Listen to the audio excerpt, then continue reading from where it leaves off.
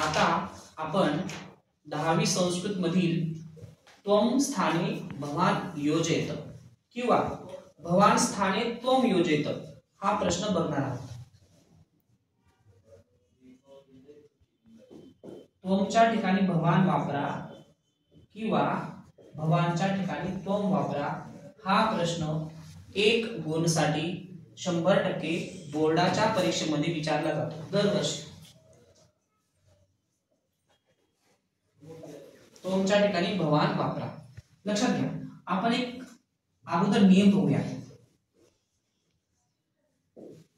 त्वम साठी काय वापरायचं आणि भवान साठी काय वापरायचं।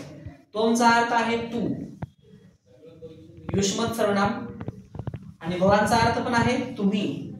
अर्थ एकच आहे, फक्त सर्वनाम वेगळे आहे। लक्षात घ्या, त्वम मध्ये सर्वनाम काय युष्मत आणि भवान मध्ये सर्वनाम आहे भवत। आता त्वम साठी काय वापरायचं, जेव्हा त्वम असेल तेव्हा काय करायचं, लकाराचे म्हणजे कुठलाही लकार, लट लकार असेल, लंग लकार असेल, लोट लकार असेल, कोणताही लकार असेल तर त्या लकाराचे काय करायचे, मध्यम पुरुष एक वचन। आणि जेव्हा भवान असेल तेव्हा त्या ठिकाणी त्याच लकाराचे, लक्षात घ्या, वाक्य ज्या लकारामध्ये आहे त्याच लकाराचे प्रथम पुरुष एक वचन करायचं आहे। हा नियम लक्षात ठेवा। आता आपण वाक्य बघूयात। 10वीच्या पुस्तकामध्ये संस्कृत संपूर्ण या पुस्तकामध्ये प्रत्येक पाठामध्ये काही वाक्य आहेत। त्वम स्थाने भवान योजयत किंवा भवान स्थाने त्वम योजयत काही वाक्य आहेत, तुम्ही बघितले आहेत ना। तर त्या वाक्यांमध्ये एक आपण वाक्य घेऊया की पहिल्या धड्यामधलं, पहिला धडा कुठला आहे, आर्धे कृषकः कृतवैन्यः, त्यातलं एक वाक्य आहे बघा, त्वम धनुः त्यज। लक्षात घ्या, वाक्याचा अर्थ काय होतो, तू धनुष्यबाणाचा त्याग कर। ठीक आहे, आता हे त्वम काय युष्मत सर्वनामाचा आहे। प्रश्न काय, त्वमच्या ठिकाणी भवान वापरा। मी काय सांगितलं की नियम, त्वम असेल तर लकाराचे मध्यम पुरुष एक वचन। हा कोणता लकार येतोय, शून्य तम त, लोट लकार। लोट लकार हा आज्ञा देण्यासाठी, ऑर्डर देण्यासाठी वापरला जातो। तर बघा, तेच कुठला आहे, लोट लकार, आणि वचन मध्यम पुरुष एक वचन। मग आपल्याला काय सांगितलं की भवान वापरा तुमच्या ठिकाणी, मग तुमच्या ठिकाणी काय केलं, भवान केलं। धनु जसंच्या तसं राहील, ते बदलणार नाही। मग तेज, लक्षात घ्या, जर आपण लोट लकाराचे या ठिकाणी प्रत्यय बघितले, लोट लकाराचे प्रत्यय पाठ करणं आवश्यक आहे। ते क्रियापद तालिका पूर्वतेसाठी पण येतं, जसं की पठतु डॅश डॅश प्रथम पुरुष।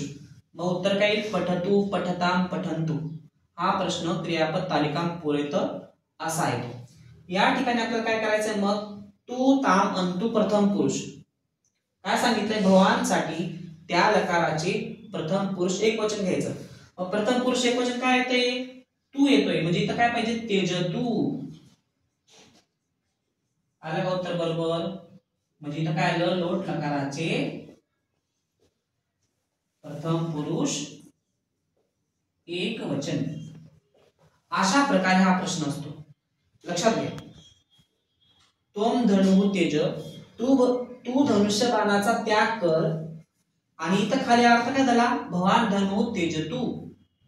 भवान या रूपामध्ये भवत सर्वनामाचा वापर केला आहे। व भवत सर्वनाम आणि हे आदरार्थी, लक्षात घ्या, भवत सर्वनाम हे सुद्धा आपल्याला सर्वनाम तालिका पूर्वतेसाठी अतिशय महत्वाचं आहे। दरवर्षी विचारलं जातं, भवान भवंतो भवंतः प्रथमा। त्याप्रमाणे भवानसाठी लागलं तू लागलं, कारण आपण नियम काय शिकलो, ज्या लकाराचं मध्यम पुरुष आहे त्याच लकाराचं प्रथम पुरुष घ्यायचं, आणि वचन पण समान, कळलं का। हे होतं लोट लकाराचं, आणि बोर्डामध्ये जास्तीत जास्त करून लोट लकार आज्ञार्थ, लट लकार वर्तमान काळ आणि लंग लकार हे वाक्य अधिक करून विचारले जातात। तर हा प्रश्न आहे 1 गुण साठी आणि तुमचा हा प्रश्न असतो सूचनानुसार कृती ही कृत। बोर्डाच्या प्रश्नपत्रिकेमध्ये जो 5वा विभाग आहे त्याच्यामध्ये प्रश्न असतो सूचनानुसार कृती ही कृत। 5तून 3, 5 तह 3, 5 मधून 3 लिहायचे, पण लक्षात घ्या तुम्ही फक्त 3च प्रश्न लिहिता, सगळे प्रश्न लिहून या म्हणजे तुमचे 3 पैकी 3 गुण तुम्हाला त्या ठिकाणी पूर्ण मिळतील। तर त्याच्यामध्ये मी अगोदर सांगितलं की वाच्य परिवर्तन कृत हा प्रश्न 1 गुण साठी 100% येतो आणि त्वम स्थाने भवान युक्त हा प्रश्न देखील या ठिकाणी 100% येतो। त्वम स्थाने भवान योजित, त्वम असेल तर भवान वापरा, भवान असेल तर त्वम वापरा। कळलं, समजलं? अशा प्रकारे आपण बघितला त्वम स्थाने भवान योजित हा प्रश्न।